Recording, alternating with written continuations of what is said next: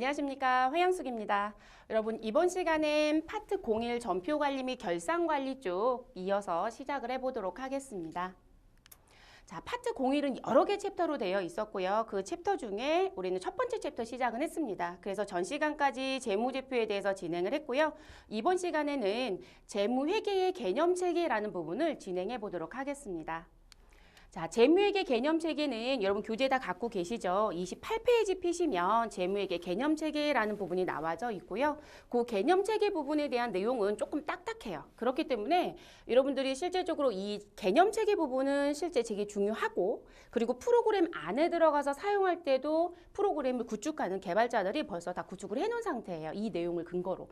그럼 우리는 모르는 사이 다 하고 있다는 얘기거든요. 근데 실기적으로 내기는 조금 어려워요. 그러다 보니까 프로그램 쪽으로는 거의 출제하지 않고 이론적으로 내는 부분, 그리고 반드시 숙제해 주실 부분이 뭐냐면 전산회계 1급에서는 출제하는 빈도로 놓고 봤을 땐 이번엔 시험 문제 좀 어려운 거 몇 개 내야겠어 라고 했을 때 꼭 내는 문제이고요.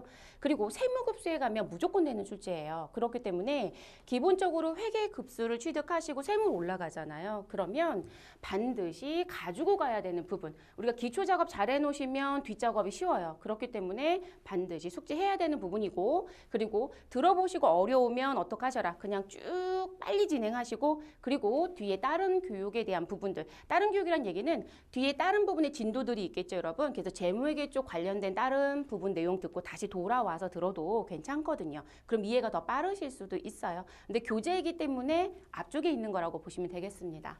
자, 재무회계 개념체계라는 부분은 정의부터 볼게요. 우리가 재무회계 또는 회계 원리라는 부분에 대해서 들어가서 봤을 때 내가 업무 처리를 해야 되니까 차변에 두고 대변에 두고 작업을 해서 재무제표라는 게 작성이 될 거예요. 그럼 그 재무제표를 작성하는 기본 골격이 되는 걸 우리가 개념체계라고 하는 부분인데, 그럼 재무제표 작성을 하고 또 누군가 보여줘야 되겠죠, 여러분. 그럼 뭐라고 얘기해요? 공시. 그래서 재무제표 작성과 공시에 기초가 되는 개념을 우리가 재무회계 개념체계라고 할 거고요. 그 개념체계는 우리 교재 보시면 기본가정이라는 부분이 있고, 그리고 또 하나 뭐가 있을 것이다. 교재 28페이지 하단에 보면 질적 특성이라는 게 있을 거예요. 그 두 가지 내용을 짚고 넘어가겠습니다. 자, 재무제표의 기본가정이라고 하는 회계 공준이라고 하는 부분. 자, 출제하시는 분들은 기본 가정으로 출제하는 분들도 있고 회계 공준으로 출제하는 분들도 있어요. 두 가지에 대한 부분은 같다의 의미로 가져가 주시면 되겠습니다. 그럼 기본 가정. 자, 가정은 뭐예요? 이러이러한 가정을 또는 이러한 의제를 가지고 나는 하고 있다, 이런 의미겠죠. 그러면 지금 외부에 있는 사람도 있고 내부에 있는 사람도 있다라고 했었던 정보 이용자 배웠던 거 기억할까요? 자, 회계정보 이용자는 안에 있으면 내부 이용자, 그리고 밖에 있으면 외부 정보 이용자라고 했었는데, 외부에 있는 분들이 회사의 재무제표를 보고 싶어 하겠죠. 그러면 그 외부 정보 이용자에게 회사가 가지고 있는 정보를 보여줄 때 이러한 가정하에 작성을 해야 합니다라는 부분이고요. 그 가정에 들어가서 봤더니 기업 실체를 보여달라. 그리고 나는 지속적으로 사업을 하고 있다라는 계속기업, 그리고 지금 재무제표를 보여주기 위해서는 이렇게 기간별로 무엇 해야 된다? 나눠야 된다는 부분이 있습니다. 그래서 이 세 가지에 대한 가정이 지금 회계 공준이라는 부분으로 구성되어 있다라고 봐주시면 되겠습니다. 자, 그러면 내용 들어가 볼게요. 자, 공준 3개 가정에 대한 부분 중에 어느 부분에 편중돼서 출제를 하고 있지는 않아요, 여러분. 모두 다 골고루 출제가 되고 있고요. 그리고 이제 시험에 조금 어렵게 낸다라고 하면 이렇게 화살표 붙여놨던 부분으로 출제하기도 해요. 그래서 이 내용까지 이제 갖고 가시면 되는데, 기업 실체 또는 경제적 실체의 가정이다라는 부분은 어떤 의미로 쓰시는 부분이냐면, 이런 회사에 들어가서 봤더니 우리는 회사를 운영하는 분들을 경영자라고 얘기를 할 거고요.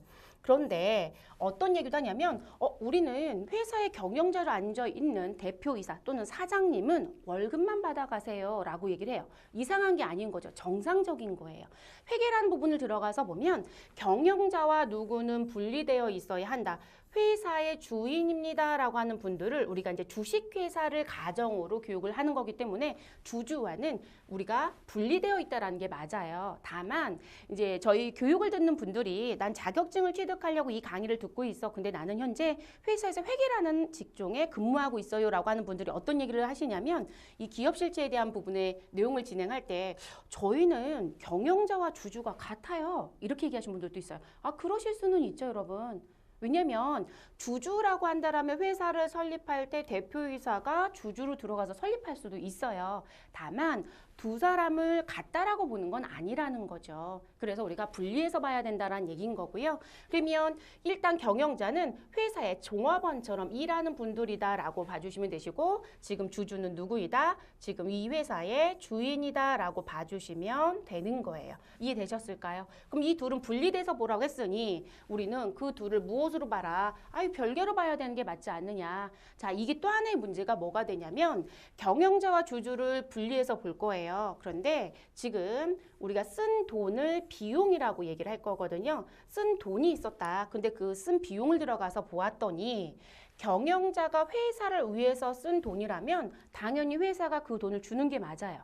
그런데 주주가 집에서 쓴 비용이다. 그럼 집에서 썼으니까 뭐라고 얘기할까요? 가계라는 표현을 쓰거든요. 그래서 가계에서 사용한, 여러분 이 가계라는 부분은 여러분 음식점 가게가 아니겠죠. 이건 집이에요, 집. 자, 그럼 집에서 쓴 비용을 회사에서 돈을 달라고 했다. 말이 안 되는 얘기인 거죠. 그 부분은 본인이 벌어서 자기가 가지고 있는 돈을 가지고 썼어야 되는 거죠.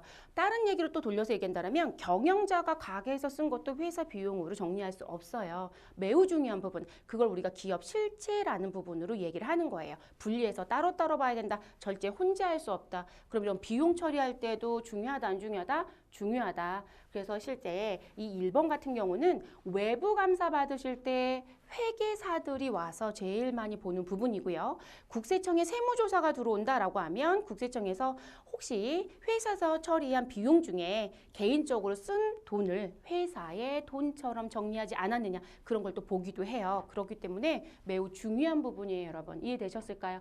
근데 의미는 알았죠. 그러면 우리는 이제 뭘 해야 돼요?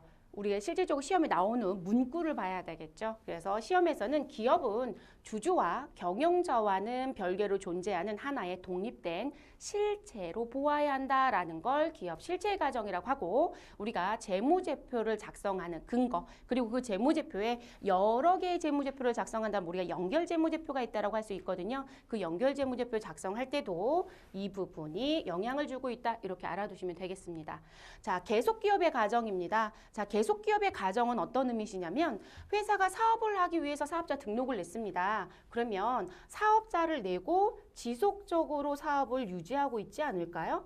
여러분 지금 사업할 때 지속적으로 유지하지 않고 2019년도에 신규 사업자를 냈습니다. 그리고 나서 19년도만 사업을 하고 세무서에 폐업을 내고 다시 2020년도에 가서 다시 사업자 등록을 내는 일을 하지 않아요. 그러면 사업자 등록을 낼 때 나는 이 사업을 계속하고 싶다.